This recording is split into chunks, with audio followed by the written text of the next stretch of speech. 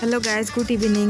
আজি দুপুরে খাওয়াত মই রান্ধি এসং মাছ আনছে বাজার থেকে। তো মাছখানা আর ভাল করে আমি ধুয়ে নিলুম আর এটা লবণ হলুদ দিলুম। আর এই পাকে আমি কড়াই বসে দিয়েছিলাম, তো কড়াইটাও গরম হয়ে গেছে।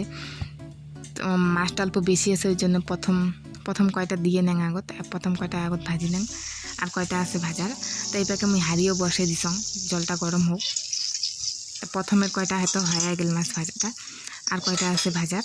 তো এই পাকে মোর জলটাও গরম হয়ে গেছে ভাতের। তো এই চাউলটা দিয়ে দেন।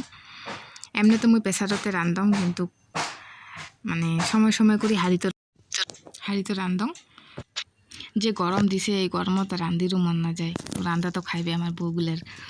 তাই মোর মাছ ভাজাগুলো সব হয়ে গেছে। তাই ওই তেলতে মুই পেঁয়াজখানা দিলুম, দিয়ে আলু আছিল আলু দিয়ে সবজিটা বানাম। আর 2-3টা পটল আছিল, ওটাও দিয়ে দিলুম।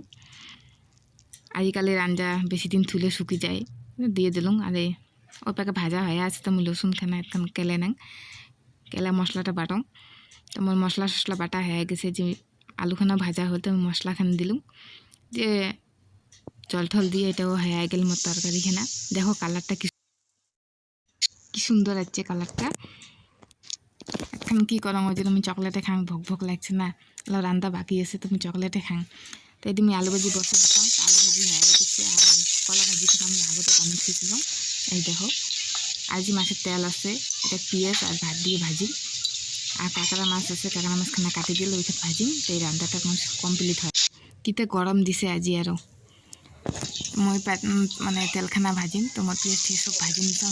এটাতে ভাতখানা দিলাম, আর মশলা টশলা দেবে না, লবণ হলুদ দিয়ে ভাজি নিম, তাই হল।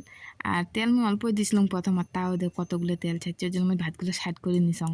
তো মোর রান্না হয়ে গেছে, যে ভাত রেডি, তরকারি বানালুম, আর যে আলু ভাজি, কলা ভাজি, আর যে মাছ তেল ভাজলুম, আর মাছ ভাজা।